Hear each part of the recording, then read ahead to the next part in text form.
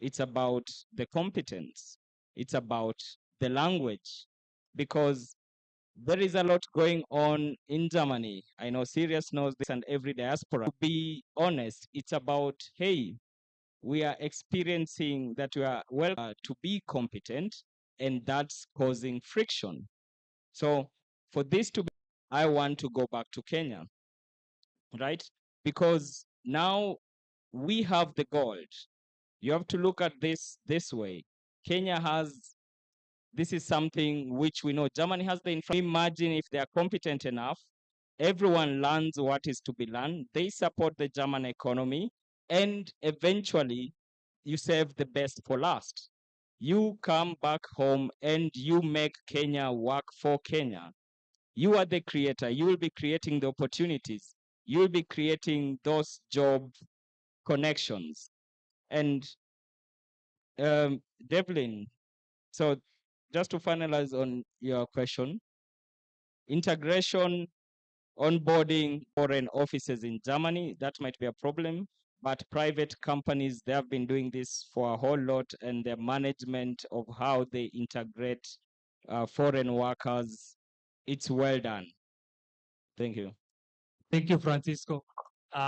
Just before we close, I want to open up to the audience. Just 2 questions.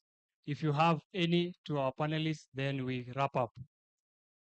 One here and one here. I think 2 questions, gender balance, one, the second one there.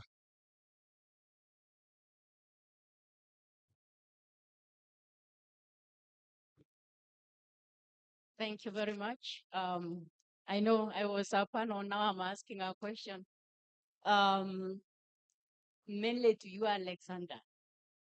We have been talking about doing pre-departure training for our people who are going to Germany. And the purpose is to reduce on the stereotypes which we have on both sides. The Germans have stereotypes about Kenyans. The Kenyans have stereotypes about the Germans. Now, currently, as we know and as he has said, there's a lot of friction in Europe in general, but also in Germany, and this is caused by the refugees. From my experience, most of the older generation, whenever they see somebody who doesn't look like them, and especially the ones from Africa, they think they are here as refugees. And the assumption in them is that they are here to benefit from our welfare, which is from our taxes, which we have paid. So that by itself needs to change. So even as we are saying we prepare our people to go there, it is also important for the government, I think, to take very deliberate action to already start sensitizing their population to let them know that they need help from other parts of the world, and the Africans who are coming are to ensure that their economy continues to thrive and that they are not coming there to benefit from their welfare. If that doesn't happen, the discrimination that we see, the bad attitude that we see towards them will always continue. So we have to have that done from the German side. Thank you. So perhaps we take the last question, then we respond to both of them. Yes, thank you very much. I appreciate the presentation that has been given. My name is Dr. Peter Kirera. I am a Deputy Vice Chancellor at Mount Kenya University. And at Mount Kenya University, we are part of labor migration because we are offering German courses, which are certified by Goethe Institute. And also we are training, offering programs in preparatory certificate for nursing apprenticeship and also certificate in healthcare assistance. But that's not what I wanted to ask. So I'll go straight to Mr. Joe from National Employment Agency. And I think one of the things that the CS talked in the morning was about ranking of recruitment agencies. Because I think as a country, we are, even in the media right now, there's a lot of challenges when it comes to Kenyans who are suffering because we don't have control of recruitment agencies, not for Germany, for example, but for other places. So they are swindled in Kenya, they don't get visas. Others go to Saudi Arabia and other countries, and they suffer there. And therefore, when I heard Mr. Joe speaking, I was not very sure whether he's in touch with the ground, because the ground is bad. So my challenge is, I think the National Employment Agency should be a bit, should have some teeth to bite, because I think they're not doing a good service. Then the other issue is also about recognition of Kenyans' qualifications, because I think in the morning we are told that the Germans don't recognize our qualifications, and I would want to challenge the National Employment Agency and the government to ensure that they put in place mechanisms where, because the Kenyan education is good, but it's not being recognized. What are they doing to support the labor migration? That don't just take the bottom of the labor force, we also take other professionals. So lastly, I think the diaspora is a strong board. These are brand ambassadors, and we're not utilizing them. And I like what the gentleman has challenged the National Employment Agency. These guys are working in institutions in Germany. And we can get, through those networks, we can get more Kenyans benefiting from opportunities in Germany. Thank you. Thank you, Daktari. Perhaps we start with Njue, then we come to Balozi. Okay, thank you very much, Deputy VC. You've talked about the ranking that was actually mentioned by the CS. Yes, we shall be ranking these recruitment agencies according to their performances. And that's something that we've always thought about, so that Kenyans out there can get to know the best private recruitment agency that we have in the country. And therefore, once we have that kind of ranking, job seekers will be in a position to look at the ranking of those private recruitment agencies. And if you are ranked the last, then chances are that there's something wrong there. Now, you've said that Kenyans are being swindled right, left, and center. We know that we have unscrupulous private recruitment agencies. These are the ones that are not yet registered by National Employment Authority. All the recruitment agencies that we've registered will always do ethical recruitment, unless there's a rogue recruitment agency. And if we come across a rogue recruitment agency, we actually take that agency to court, and we even cancel the license. So I'm aware that Kenyans are crying out there, but we are working around the clock with other government agencies to ensure that these rogue agencies are actually removed from the work that they do. And we've collaborated a lot with DCI and other government agencies, as I've said. Therefore, it's only that we cannot keep on announcing that we've taken this agency to court, this other agency to court, but we've taken so many of them to court because of those malpractices. And we are going to be very strict on the ones who do not do ethical recruitment. Right now, we have blacklisted 25 recruitment agencies. It means that they cannot operate because their licenses have been, let me say, they are not supposed to operate because they don't have the licenses. When they came for the renewal of their licenses, we declined to renew those licenses because of the various malpractices that they did. Therefore, something is being done. Let us not just blame NEA because of one or two rogue agencies. And even if they are there, we know that action is actually being taken.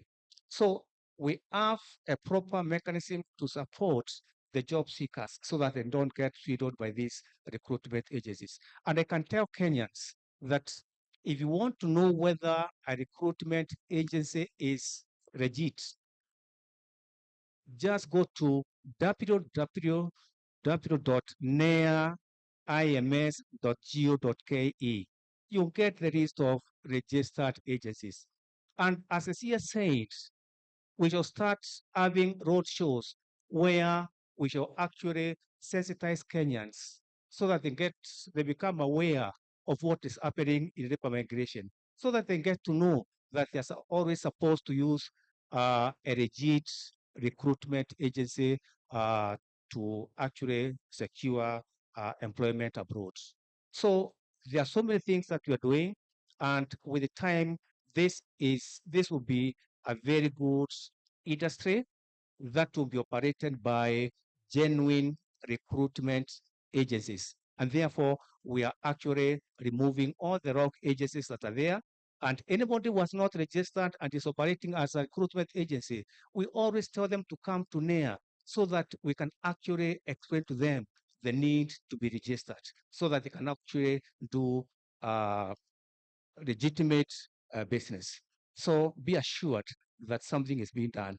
And in due course, you'll see that this will be the best business to do. And I invite you also to open a recruitment agency and see how it is done. Thank you. Thank you, Njue. We just hope, and on behalf of job seekers, that the ranking will be transparent. Anyway, so I'll pass it to Alexander to respond on the issue of pre-departure. Yes, I think this is a very serious issue, and we cannot underestimate it. There's not much I can add to your statement, absolutely. But I also want to widen a little bit the scope and explain a little bit the recent history of Germany and migration to Germany. Since the 1960s, when the first migrant workers came from Italy and Turkey and Spain to Germany, Germany has welcomed more than between 20 and 30 million migrants from outside, with a population until 1990 of about 60 million, and now we are or 64 million. Now we are at 82 million. You might, I don't know if those pictures are also in your mind, but if you go back to the migration crisis in Syria, Afghanistan, 2015, 2016, how people went to the stations and welcomed refugees from Afghanistan and from Syria, how they did the same again on the train stations when refugees came from Ukraine in 2022. So I think considering the German society as xenophobia would not be, you didn't do that. I don't want to say that, but just to also tell you the other side of the coin. So I think there's a very big part of the German society who is also very welcoming to foreigners. And when I talk to Kenyans who have lived in Germany and returned, most of their memories are very good, and also towards the German population. But, and there I agree, all of them can tell stories also about racism and xenophobia. And this we have to take very serious. And there's no excuse for that. And we have to work on that on the German side as well. Absolutely. I agree with that.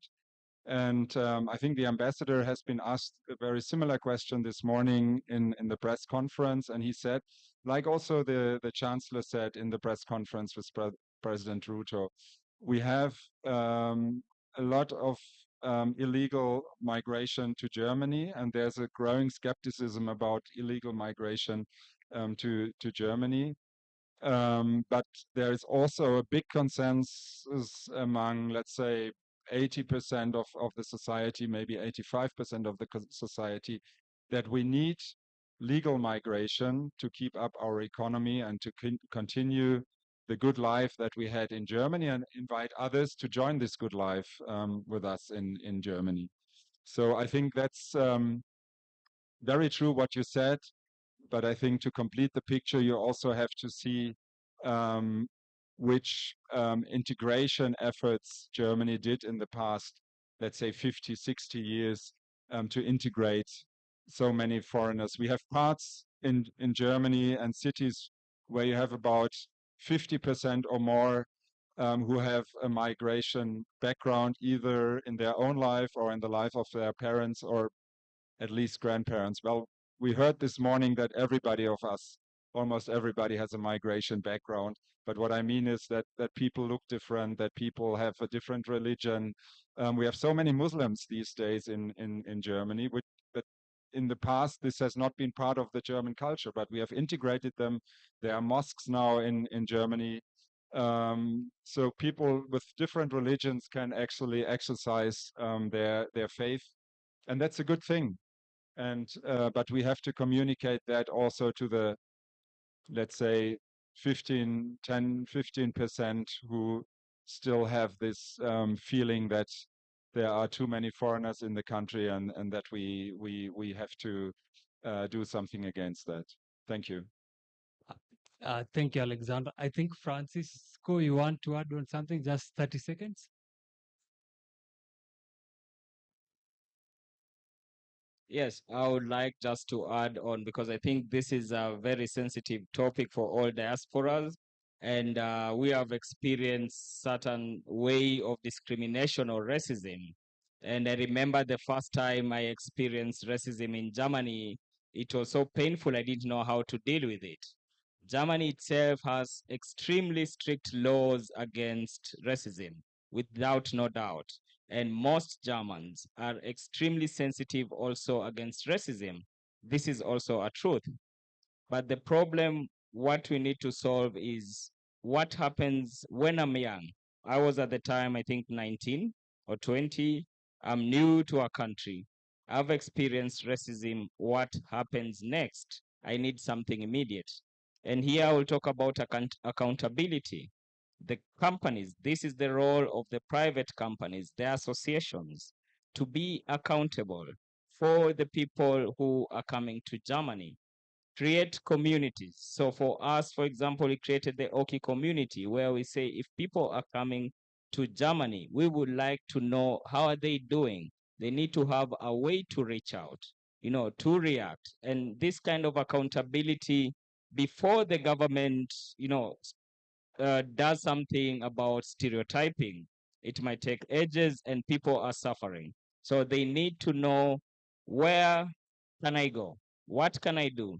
I'm dealing with this mental issue right now, which I'm feeling depressed, and we need to rise up. Every agency, organization, private companies need to form a way where they can support the diaspora coming to Germany. Thank you. Thank you, Francisco. I think we have come to a close of our panel session. Will you help me to thank my panel as they take their seats, with the exemption of Alexander? Thank you. We can go back to the audience. So I think I'll return the program to Mbindio and Alexander. Thank you.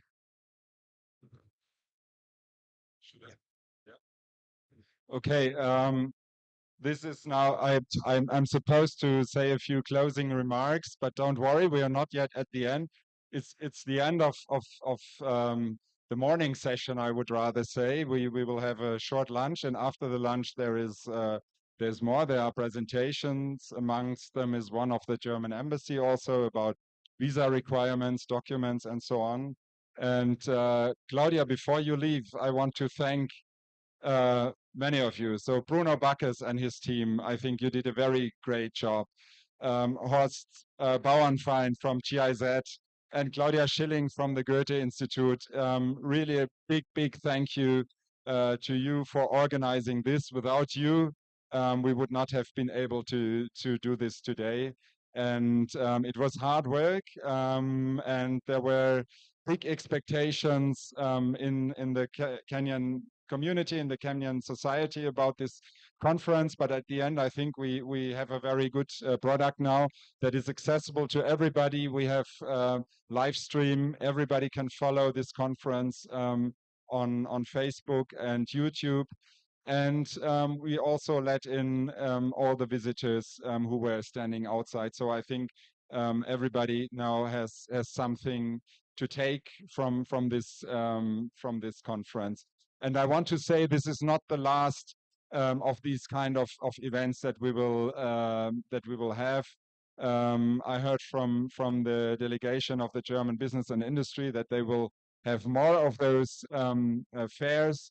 We will have other formats where we try how we can and discuss how we can bring these things now on the ground. I think one thing is that we have to pool efforts of different players, bring them together and find a format so that that we can join our forces and make it happen and make dreams of many people to become real. So thank you very much for following us here in the room, but also on the screens. And we will just have a lunch break and then we continue with some presentations. Thank you so much. A warm round of applause, please, to the Deputy Ambassador, the German Embassy in Nairobi. I had mentioned earlier that we will also pick up a few highlights of the conversation going on the social media. And I'd just like to pick a few sentiments that are emerging. I have Steve Omondi Lumumba, who says that he was privileged to undertake a training that was initiated by AHK and GIZ and has been privileged to work outside the country. And there are a lot of information that people need to be aware of. And language is one of the hardest parts, and many other things. And so language is a key priority when you're considering an opportunity internationally. Also, Koi Wakinambuguz says that the knowledge of the German language is very vital, and especially for international students. One is able to integrate quicker, and job chances are higher. So please learn the language. All right, and then I'll pick a last one. Dixon Kimathi Eliud says, I'm glad for the embassy because they approved a study visa for me, and it has opened many doors since then. And then lastly, someone has been inspired through the conversation and says, this is Hans Lewa. I am looking forward to learn the German language now. Isn't that beautiful? Fantastic. And we really appreciate all the panelists. Another warm round of applause, please. We appreciate all the panelists that have made our morning session successful. We will take a short break, 1 hour break, but when we come back, we will have a deeper conversation. We'll talk about visa, social inclusion, and we will also have a conversation around the German language. And so you do not want to miss that, all right? And so we'll take a short break, 1 hour. It's now 2:17, so see you back here at about 3:15 p.m. Thank you so much. Enjoy your lunch break.